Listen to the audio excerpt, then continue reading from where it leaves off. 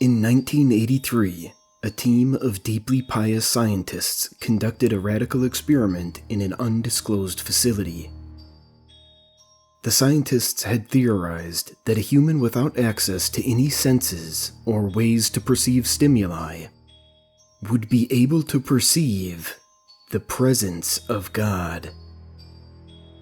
They believed that the five senses clouded our awareness of eternity, and without them, a human could actually establish contact with God by thought. An elderly man who claimed to have nothing left to live for was the only test subject to volunteer. To purge him of all of his senses, the scientists performed a complex operation in which every sensory nerve connection to the brain was surgically severed. Although the test subject retained full muscular function, he could not see, hear, taste, smell, or feel.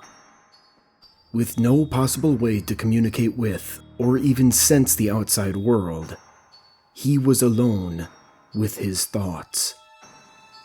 Scientists monitored him as he spoke aloud about his state of mind in jumbled, slurred sentences that he couldn't even hear. After 4 days, the man claimed to be hearing hushed, unintelligible voices in his head. Assuming it was an onset of psychosis, the scientists paid little attention to the man's concerns. 2 days later, the man cried that he could hear his dead wife speaking with him. And even more, he could communicate back. The scientists were intrigued, but were not convinced until the subject started naming dead relatives of the scientists. He repeated personal information to the scientists that only their dead spouses and parents would have known. At this point, a sizable portion of the scientists left the study. After a week of conversing with the deceased through his thoughts, the subject became very distressed, saying the voices were overwhelming. In every waking moment, his consciousness was bombarded by hundreds of voices that refused to leave him alone. He frantically threw himself against the wall, trying to elicit a pain response. He begged the scientists for sedatives so he could escape the voices by sleeping. This tactic worked for 3 days, until he started having severe night terrors. The subject repeatedly said that he could see and hear the deceased in his dreams. Only a day later, the subject began to scream and claw at his non-functional eyes, hoping to sense something in the physical world. The hysterical subject now said the voices of the dead were deafening and hostile, speaking of hell and the end of the world.